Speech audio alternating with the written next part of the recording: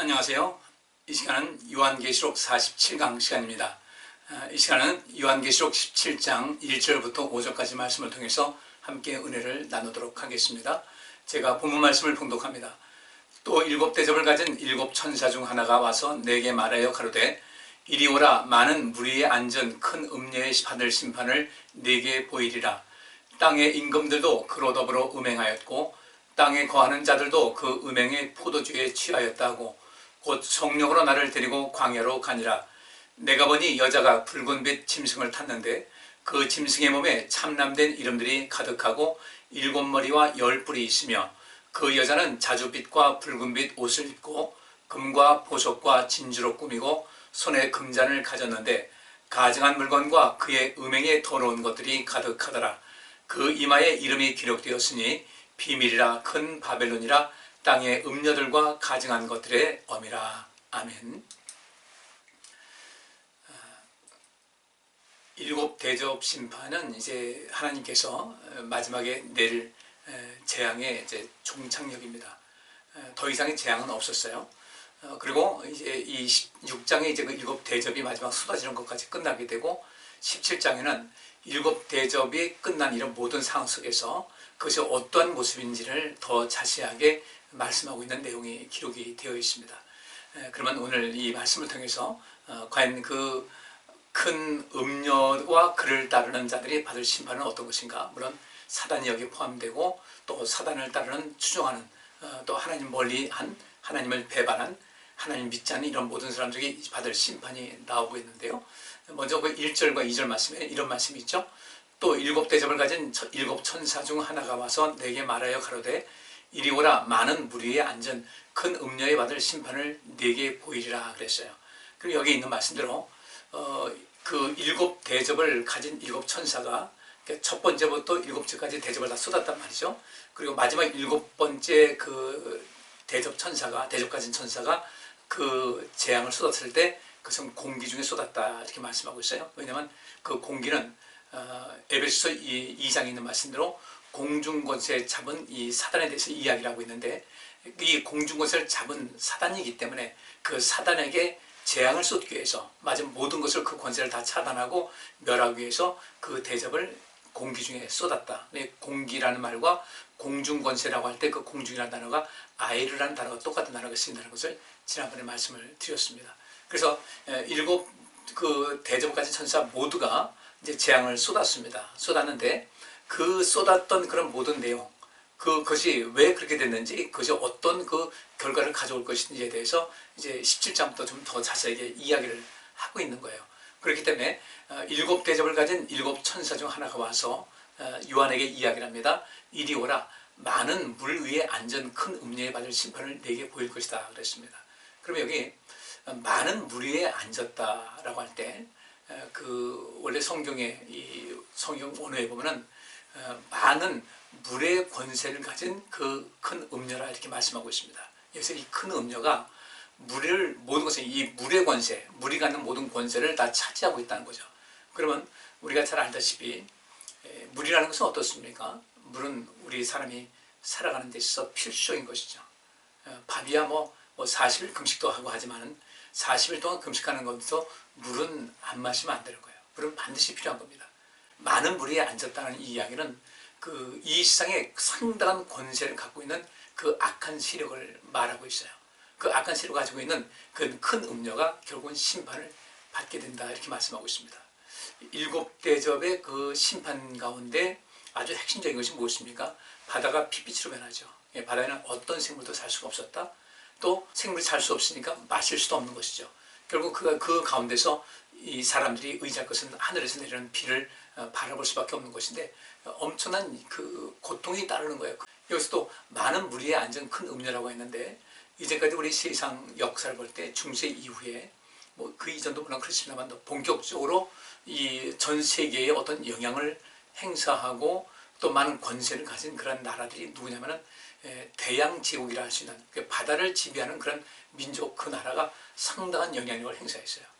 영국이 그랬고 또 스페인이 그랬습니다. 또 일본이 그랬습니다. 그렇게 여기서 많은 무리에 앉은 큰 음녀라는 것은 상당한 권력과 또 힘을 갖고 있는 어떤 존재를 말하고 있어요. 그러니까 이 속에서 그 큰 음료라는 것은 어떤 이 세상에 상당한 영향력을 행사할 수 있는 그런 존재다. 근데 여기 보니까 큰 음료라고 했으니까 영향력을 행사하긴 행사하는데 그 영향력이 어떤 것인가? 아주 악한 영향력을 행사할 수 있는 큰 음료가 결국은 하나님께로부터 심판을 받더라는 얘기죠. 그럼 여기서 그 큰 음료가 심판받는 모든 것은 사단의 권세가 완전히 꺾일 때 동시에 꺾이게 되는 겁니다. 왜냐하면 2절 말씀 보니까 땅의 임금들도 그로 더불어 음행하였고 땅에 거하는 자들도 그 음행의 포도주에 취하였다 그랬습니다. 그러면 이 땅의 임금들도 음료가 지배하고 있다는 것이죠. 그 음료가 무엇입니까? 그러면 악일 수도 있어요. 사단의 큰 권세일 수도 있다. 그러면 이 물이 앉은 큰 음료에 받을 심판을 보이는데 땅의 임금들도 그로 더불어 음행했다고 하니까 여기서 말하고 있는 그 음료라고 하는 이 존재에 큰 이 땅에 많은 이 땅의 임금들도 지배를 받더라. 그들도 함께 휩쓸려 가더라. 그리고 땅에 거하는 많은 사람들도 그 음행의 포도주에 취하였다는 것입니다. 이 말씀을 보면 우리가 무엇을 알 수 있냐면은 사단은 사람을 숙주로 삼아서 악행을 일삼는다. 사람을 숙주로 삼아서 악행을 일삼습니다. 그러니까 이 음료가 있고요. 우리 여기서 음료라고 할 때 이제 바벨론을 이야기하기도 하고 또 이제 그 가장 그 최고 그 우두머리 이제 사단을 이야기하고 있는데 이 사단은 사람을 숙주로 삼아서 그들로 하여금 더 이 세상을 악하게 만들고 죄로 물들게 하고 하나님을 떠나게 하고 하나님을 대항하는 그런 그 아주 악한 습성이 있다는 겁니다. 그러니까 여기서 음료도 역시 마찬가지예요. 음료도 사단의 숙주의 역할을 합니다. 또 이 땅의 많은 임금들도 숙주 역할을 합니다. 그러니까 그들은 임금이라고 할 때 뭐 폭군일 수도 있고 뭐 선하게 다스리는 그런 사람들이 있겠지만은 악한 왕들, 악한 지도자들이 이 온 세상은 시끄럽게 했어요. 그 배후에 누가 있는가? 사단이 있다는 것이죠. 오늘 본문에서 그 말씀을 하고 있는 것이고 이 가운데서 사단도 하나님의 심판을 받는과 동시에 사단을 추종하던 그런 악한 무리들, 사단의 꾀임에 빠져서 또 거짓 선동에 미혹돼서 이 세상을 시끄럽게 하고 이 세상 많은 사람들을 죽게 만든 그 악한 무리들, 그러니까 사단의 숙주들이 사단의 멸망과 더불어 함께 멸망한다는 거죠. 우리도 자칫하다가는 사단의 숙주가 될 수가 있어요. 이걸 우리가 굉장히 조심하셔야 됩니다. 예수님께서 그 이제 고난을 앞두시고 앞으로 되어질 일을 말씀하실 때 베드로가 그리하시면 안 됩니다라고 아주 강력히 항의를 했어요. 이때 예수님께서 사단아 내 뒤로 물러가라 이렇게 말씀하셨습니다. 이 얘기는 무슨 말씀이십니까? 이것은 베드로가 사단은 아니죠. 그런데 베드로가 사단이 아니었는데 왜 예수님께서는 베드로에게 사단아 물러가라? 사단이 이 베드로를 숙주 삼아서 베드로의 입을 통해서 마치 예수님을 위하는 것 같이 이야기를 하지만 그 속에서 사단이 깊이 개입되고 역사하고 있었다는 겁니다. 베드로가 그 당시엔 사단의 숙주가 되었던 거예요. 우리도 역시 마찬가지죠. 우리도 안 그러라는 법이 없거든요. 그래서 우리가 이 세상을 하면서 항상 깨어 있어야 되고 우리가 항상 각성되어 있어야 되고 믿음 가운데 있어야 될 이유가 바로 거기 있습니다. 예수 안에 있어야 될 이유가 거기 있는 거죠. 그렇지 않으면 우리 삶이 정말 피폐될 수가 있어요. 황폐될 수가 있습니다. 사단의 숙주로서 역할하다가 이렇게 되는 겁니다. 이 땅에 이 하나님의 나라를 구하는 일에 있어서 정말 가장 크게 방해를 하는 무리가 누구였냐면은 하나님 믿는다는 그 사람들이 그 역할을 했어요. 그래서 하나님의 영광을 가리게 되고요. 많은 사람들이 폭정을 행하게 되고 자기의 배속만 채우게 되고 겉으로는 거룩한데 실제로는 그 속에 사단이 있었던 겁니다. 우리 이걸 좀 절대로 우리는 사단의 숙주가 되지 말자. 이렇게 사람을 숙주로 삼아서 악행을 일삼는 사단이 역시 여기도 마찬가지로 이 음료라고 할 때 이 음료도 그 숙주 역할을 하는 그런 존재예요. 계속해서 말씀 보겠습니다. 숙주라는 그 말씀을 드렸는데 다니엘서 4장 23절부터 28절까지 말씀에 이런 말씀이 있어요. 왕이 보신즉 한 순찰자 한 거룩한 자가 하늘에서 내려와서 이르기를 그 나무를 베고 멸하라. 그러나 그 뿌리의 그루터기는 땅에 남겨두고 철과 노줄로 동이고 그것을 들 청초 가운데 있게 하라. 그것이 하늘 이슬에 젖고 또 들 짐승으로 더불어 그 분량을 같이 하며 7대를 지내리라 하시오니 왕이여 그 해석은 이러하니이다. 곧 지극히 높으신 자의 명정하신 것이 내 주 왕에게 미칠 것이라. 왕이 사람에게서 쫓겨나서 들짐승과 함께 거하며 소처럼 풀을 먹으며 하늘 이슬에 젖을 것이요 이와 같이 7대를 지낼 것이라. 그때에 지극히 높으신 자가 인간 나라를 다스리시며 자기의 뜻대로 그것을 누구에든지 주실 줄을 아시리이다. 또 그들이 그 나무 뿌리에 그루터기를 남겨두라 하였은즉 하나님이 다스리는 줄을 왕이 깨달은 후에야 왕의 나라가 견고하리이다. 그런즉 왕이여 나의 가난한 것을 받으시고 공의를 행함으로 죄를 속하고 가난한 자를 긍휼히 여김으로 죄악을 속하소서. 그리하시면 왕의 평안함이 혹시 장구하리이다 하였느니라.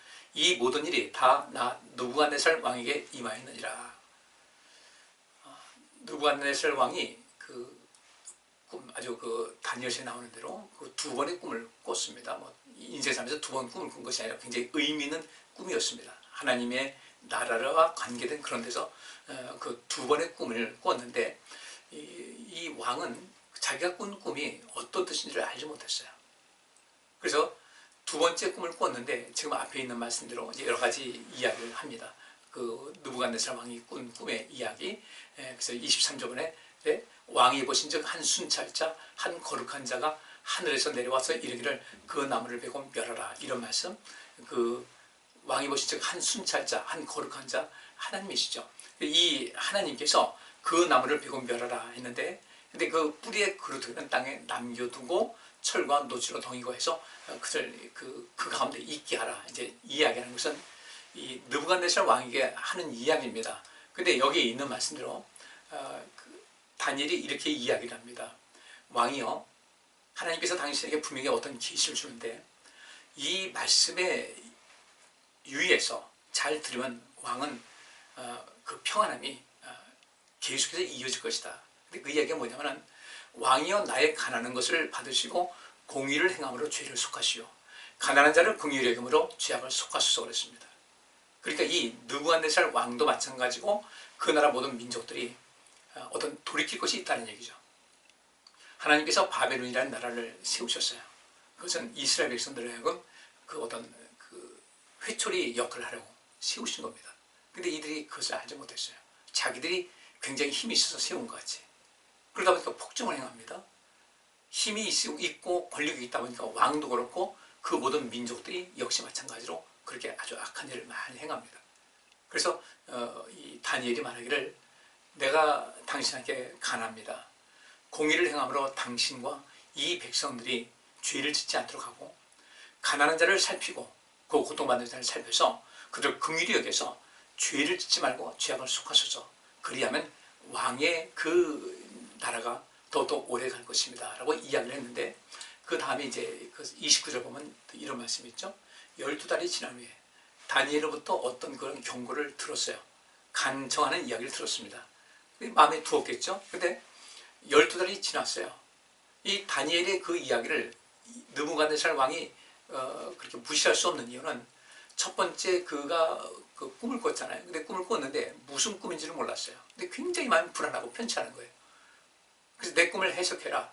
그래서 사람들 불렀습니다. 그 사람들이 와서 꿈을 해석하는 사람들이 와가지고 꿈 이야기를 해달라고 하니까 내 꿈이 뭔지 모르겠다. 내가 심히 범인하고 고통스럽다.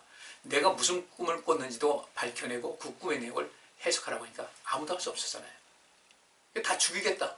너희들 쓸모없다. 죽이겠다 했을 때 다니엘이 나타나서 내게 말미를 달라 하고 하나님께 기도함을 통하여 그 왕이 꾼 꿈이 무엇인지와 그 의미가 무엇인지를 알려주었어요. 또 이 다니엘의 세 친구는 그 느부갓네살 왕이 만든 신상에 절하라고 했는데 믿음을 지키보자 그러지 않겠다고 해요. 그렇게 못하겠다고 했습니다. 그를 불 가운데 집어넣었는데 그는 머리털 하나 그치지 않고 살아서 나왔거든요.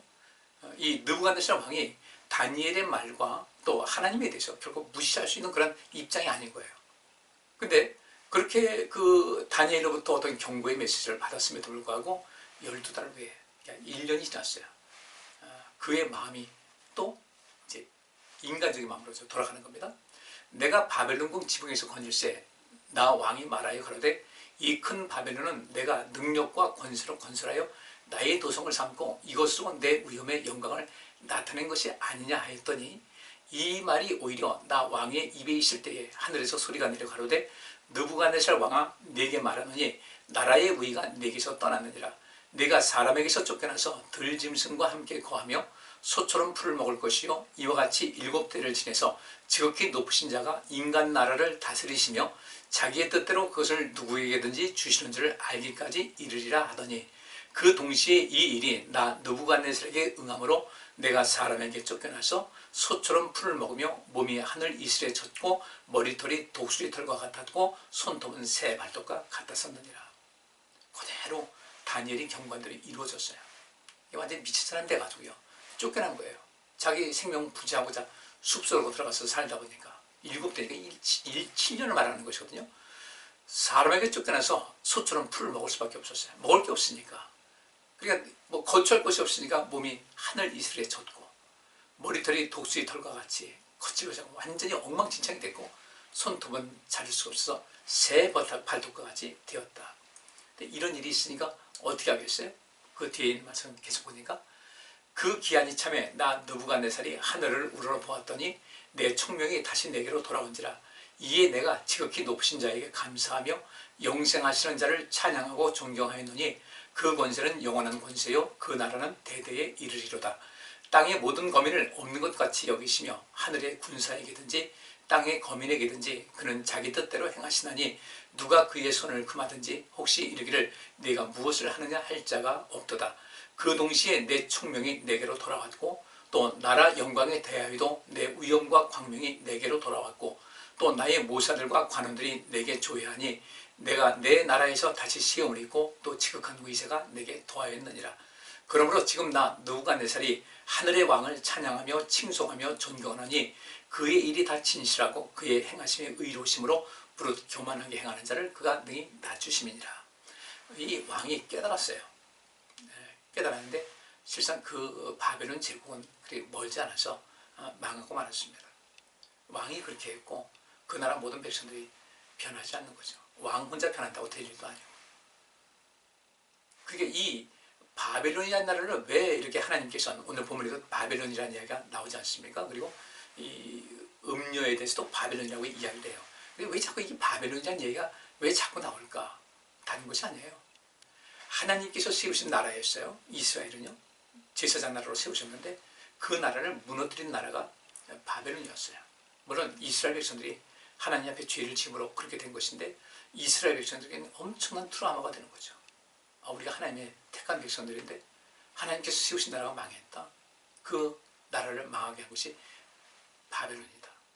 그래서 이 요한계시록에도 이 바벨론이라는 이야기가 나오는 것은 바벨론이 단순하게 그 어떤 한 이스라엘이라는 한 국가를 멸망시킨 것이 아니라 이것은 하나님께서 세우신 나라, 하나님께로부터 약속받은 그 나라.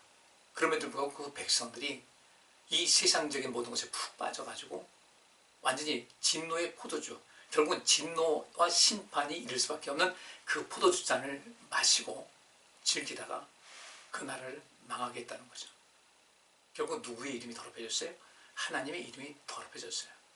이스라엘 민족들에게는 하나님 앞에 대한 죄송한 마음이 있었겠죠. 수치심이 있었겠죠.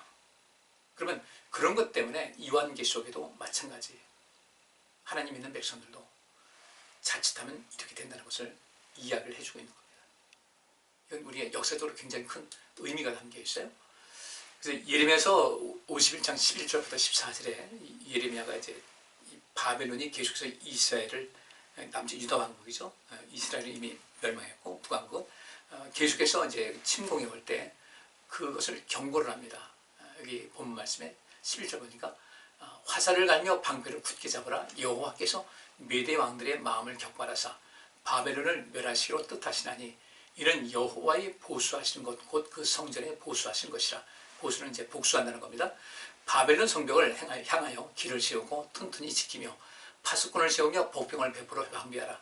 이는 여호와께서 바벨론 거민에 대하여 말씀하신 대로 경영하시고 행하심이로다.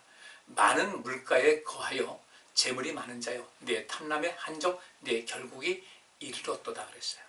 오늘 요한계시록 17장에도 그 말씀이 있죠. 많은 물 위에 군림하고 그것을 다스리고 지배하는 그 한 음료가 나오는데 여기 이 바벨론을 보니까 13절에 많은 물가에 거하여 재물이 많은 자요.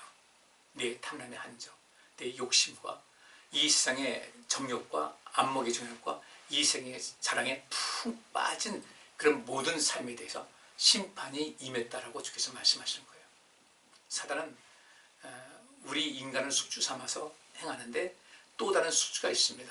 재물을 가지고 또 이 땅의 어떤 권력을 가지고 이 세상의 어떤 영광 가지고 그것을 가지고 계속해서 사람들을 미혹을 합니다.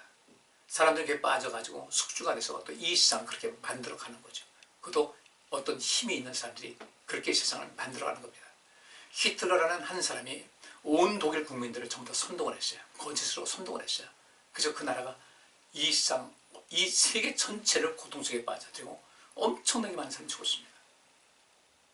이스라엘에서도 광야에 있을 때 그 리더급에 있는 들이 몇몇이 계속해서 이제 애국으로 돌아가자는 그런 것, 거짓 선동함을 통해서 그 가운데서도 모세가 뭐라고 합니까? 모세는 절대로 빠지지 말라. 듣지 말라.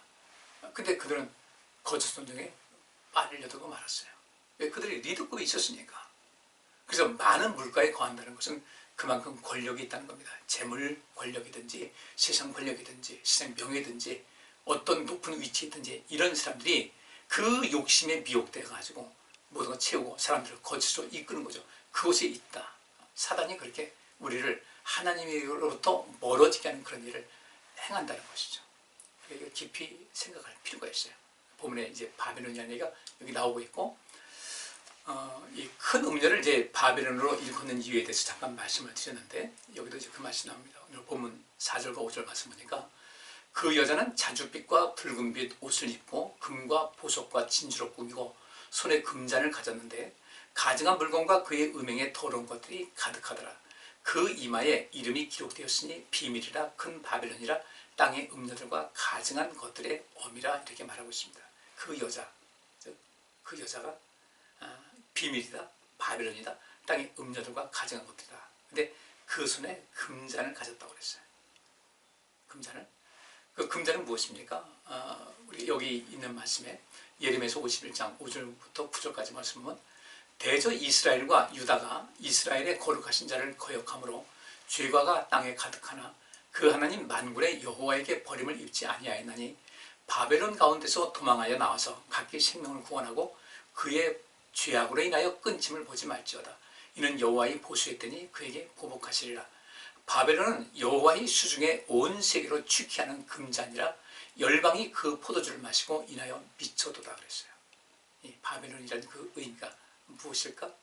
그래, 여기서 오늘 그 요한계시록 17장에 나오는 대로 금잔이라고 말하고 있지 않습니까? 여기서 말하기를 뭐라고 그래요? 그 여자는 자줏빛과 붉은빛 옷을 입고 금과 보석과 진주로 꾸미고 손에 금잔을 가졌다 했는데, 근데 여기 있는 말씀 보니까 7절에 바벨론은 여호와의 수중에 온 세계로 취기하는 금잔이다. 열방이 그 포도주를 마시고 인하여 미쳤다. 이렇게 얘기한 겁니다. 그럼 그 바벨론이 과연 어떤 나라일까? 우리 에스겔서 한번 보겠어요? 36장 18절부터 23절 보니까 그들이 땅 위에 피를 쏟았으며 그 우상들로 더럽혔으므로 내가 분노를 그들에 의해 쏟아 그들을 그 행위대로 심판하여 각국에 흩으며 열방에 해쳤더니 그들의 이른바 그 열국에서 내 거룩한 이름이 그들로 인하여 더러워졌나니 곧 사람들이 그들을 가리켜 이르기를 이들은 여호와의 백성이라도 여호와의 땅에서 떠난 자라 하였음이니라. 여기서 그들로 인하여 내 이름이 더럽혀졌다는 것은 이스라엘 백성들이, 하나님 믿는 백성들이 하나님의 그 제사장 나라로서 역할을 하지 못하고 이 세상 사람들과 같이 사단의 미혹에 빠져가지고 세상적인 그런 어떤 유혹과 세상적인 향락과 이런 모든 것에 푹 빠져가지고 하나님한테 등들고 있었던 거예요. 우리는 어떻습니까? 우리는 과연 하나님은 내 인생에서 가장 우선순위로 그분을 중심으로 그분을 영화롭게 하는 그 목적을 가지고 인생을 살아가고 있습니까? 아니면 하나님을 좀 내가 기댈 언덕으로 삼아서 내가 일신상의 어떤 유익과 편안함을 구하고 있습니까? 기도하는 것은 우리가 예수님께서 가르쳐주신 그 기도는 하나님 나라가 온전해서 아버지 이름을 거룩하게 하고 온 세상에 생명과 생명력을 주는 그런 모든 것에 초점이 맞춰진 기도문이 주기도문입니다. 그것이 우리 기도는 그걸 그렇게 해야 되는 거예요. 근데 오늘날 이 시대 사람들은 거의 대부분의 사람들이 기도는 하지 않고 내 인생에 어떤 유익함, 잘 되는 것, 편안함, 부자 되는 것, 이런 모든 것에 치우쳐 있다는 거죠. 그러다 보니까 그 기도를 해도 응답이 안 되는 거예요. 이스라엘 백성들이 과거 그렇게 살다가 하나님을 자기 삶의 도구로만 삼고 자기 멋대로 인생 살다가 결국 사단의 그 꾀임에 빠진 거죠. 사단의 꾀임에 빠진 거예요. 하나님 없이도 살 수 있다 이렇게 한 거예요. 이 세상 이 재물이 최고다. 100년도 못 사는 인생인데 뭐가 가능하겠습니까? 그래서 여기 23절에 이런 말씀이 있어요. 열국 가운데서 더럽힘을 받은 이름 곧 너희가 그들 중에서 더럽힌 나의 큰 이름을 내가 거룩하게 할지라 내가 그들의 목전에서 너희로 인하여 나의 거룩함을 나타내리니 열국 사람이 나를 여호와인 줄 알리라.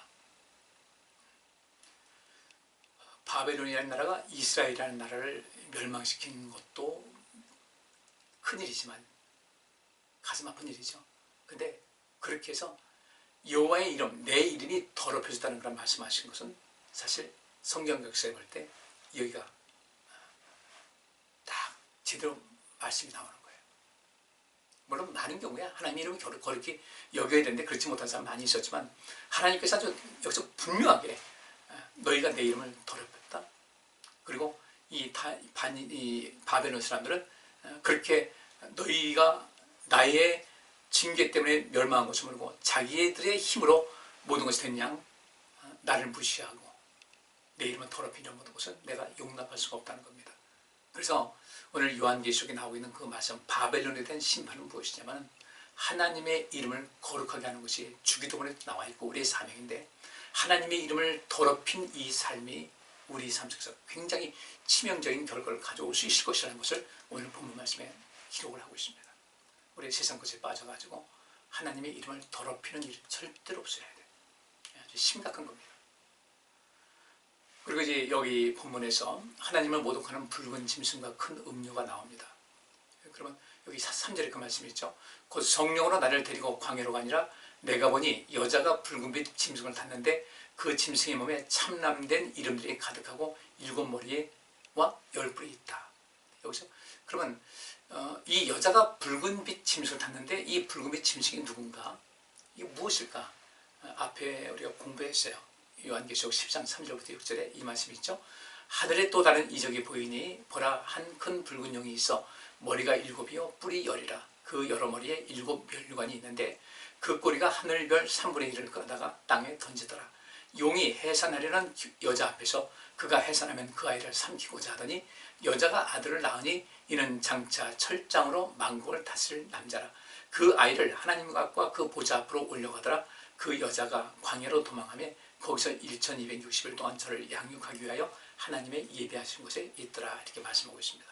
결국 여기 보니까 그 여자가 큰 음녀 이 여자가 붉은빛 짐승을 탔는데 그 짐승의 몸에 참남된 이름들이 가득하고 7머리에 10뿔이 있었다. 여기 12장 있는 대로 그것은 누구였습니까? 사단인 거예요. 사단을 탔어요. 사단을 타고 그 사단은 앞에서 말씀드린 대로 사람을 숙주로 삼고 그 숙주로 이용되는 사람이 또 많은 사람들을 여러 가지 세상적인 것을 유혹해가지고 이 사단의 편에 이르게 하고 하나님 멀리하게 하는 그런 일인데 바로 이런 일을 했다는 겁니다. 사단이 그렇게 한 거예요. 그래서 사단이 머리에 탄 그 큰 음녀는 사람일 수도 있고 또 간접적으로는 이 땅의 어떤 권력, 재물, 영광, 세상적인 모든 것이 다 포함이 되고 있습니다. 그것을 가지고 사단이 우리를 미혹을 하는 거예요. 근데 그 짐승의 몸에 참남된 이름들이 가득했다. 그 음료가 타고 있는 그 붉은빛 짐승의 몸에 참남된 이름들이 가득했다고 그러는데 그 참남하다는 것이 무엇일까 봤을 때요. 여기 성경 이런 말씀이 있어요.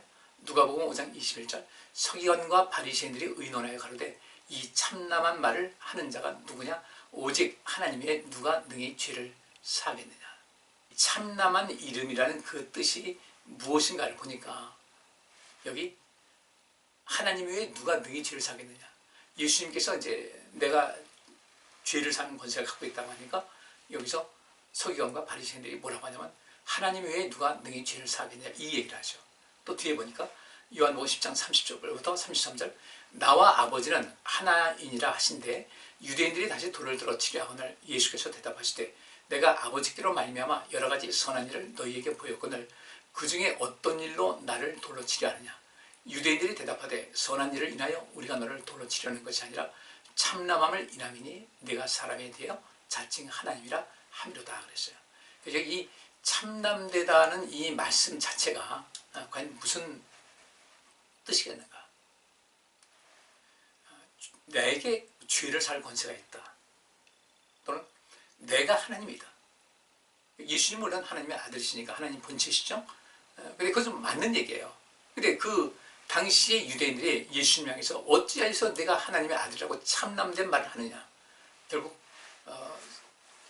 그 붉은 짐승 사단이 하는 일이 무엇이냐면요, 자기에게 죄를 사는 권세가 있다.